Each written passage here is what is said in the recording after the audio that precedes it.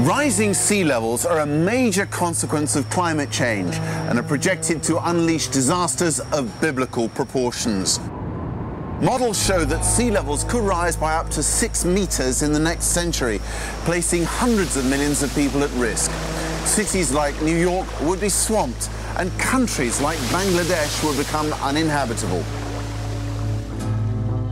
In Mexico, CNN's Aisha Sase spends time with a man who is tackling the problem of sea rise at its source. Hodges is proposing a unique and bold partnership with Mother Nature. He's developed a system that could turn the tide on rising sea levels and transform the world's coastal deserts into fertile farmland. The Seawater Foundation started because way back in the 60s, as an atmospheric physicist, I became convinced that by the year 2000, when there'd be twice as many people, we would have to use seawater for food production, wealth production, and as a basis for new communities along the coast of the world, and particularly the 40,000 miles of desert coast.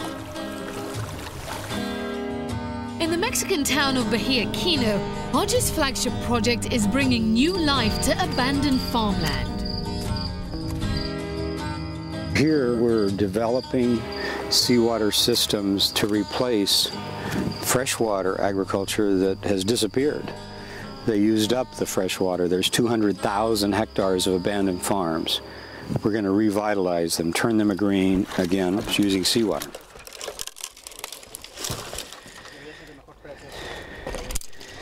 This is a 20-inch well that brought this place to life, and when it died, the place died. Seawater irrigation begins with a series of rivers dug inland from the ocean. A key of this system is that it's really truly integrated. We take water from the sea. That water goes on to produce plants both in the water and on the land. It goes in to produce animals, shrimp and fish, and then with their excrement involved, it irrigates trees that are forest.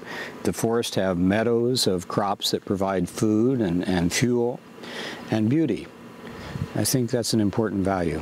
Using seawater to irrigate farmland, he's creating new ecosystems, jobs and infrastructure, and potentially offsetting sea level rise across the world's coastal communities. We can supplement to a large extent the basic food crops of the world using seawater agriculture. Under the coastal plain of Hermosillo, there is a space that used to be full of fresh water. It has now been pumped out, and as a result, there's this bowl, and it looks almost like a bowl when you look at the topography. In the 50s, when they started really going crazy with the wealth generation, was 10 meters above. So the water level has gone down 70 meters. So you have the agriculture and the aquaculture, and I know that at the heart of your vision for the agriculture is a plant called Salicornia. Tell us about that. It's an amazing plant. It has about 30 to 40% very high quality vegetable oil. It's like soybean, and it's about 40% protein. And now it's the star. Salicornia is a sea-tolerant plant that grows in salt marshes and mangroves. It produces both food and biofuel. For Hodges, its renewable energy and carbon absorption capacities give it huge potential. The need for a sustainable biofuel that addresses the problems of declining fossil fuels, particularly petroleum, with these kind of crops, with an integrated system. In the case of Salicornia, we could make a biodiesel that the system that produced it, with the shrimp and everything else in it, takes 10 times the carbon out of the air that when you use that fuel goes in. We can have the Salicornia straw as solid biofuel, and we can use it like this, or we can have the log. This is a straw. Okay. You know, the thing I like about this, it feels good. Yeah. It feels like a solid biofuel. Yeah. Between here and Guaymas, our installed capacity of 1,000 cubic meters per second. That's 1/5 of the current ice melt of the Antarctic. We could stop sea level rise if we really got with it in 10 years. So whenever we design a farm and we'll dig any dirt, we'll do this. This is a micro catchment area for fresh water. So the seawater communities will have their own fresh water because it's done right. And those won't run dry this time? They won't run dry ever. What about the concern that by basically moving seawater inland, ultimately you'll just create a huge amount of salt deposit in the soil, and ultimately the soil won't be able to grow anything anyway? Well, the green we're looking at here today, we've been growing those crops for 23 years, and you didn't see any salt. The reason you don't see that is that the seawater is irrigated at a rate that each irrigation flushes the salt down. But if you do it right, where you're close to the coast, and by that I mean within 50, 100 kilometers, there's no reason that you should have a problem with the soil. In fact, you'll build soil. It's about as fresh and the best shrimp you've ever seen.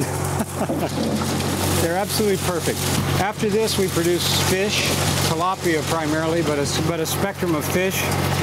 And then after the fish, we have macroalgae to sort of reduce the nutrient load, and then bivalves, filter feeders. They look great. Currently, the seawater project in Bahia Kino covers 40 hectares. Hodges is looking to expand that to 5,000 hectares next year. Incredible. This would be the center, you know, and this would be the big plaza where the water and the fountains are going to be, and our piers are going to be one pier, where the kids are going to be jumping out. Great. I'm crazy about piers. I think it's an environmentally good thing to do as opposed to a negative. The land is obtained through a mixture of leasing and buying. The seawater farms will rely on investment from a range of stakeholders, including government, business, and industry sectors. How much will it cost here in Mexico? Here in Mexico, for the actual farming part, the sea forest with their trees and so on, is between probably $2,000 and $3,000 a hectare.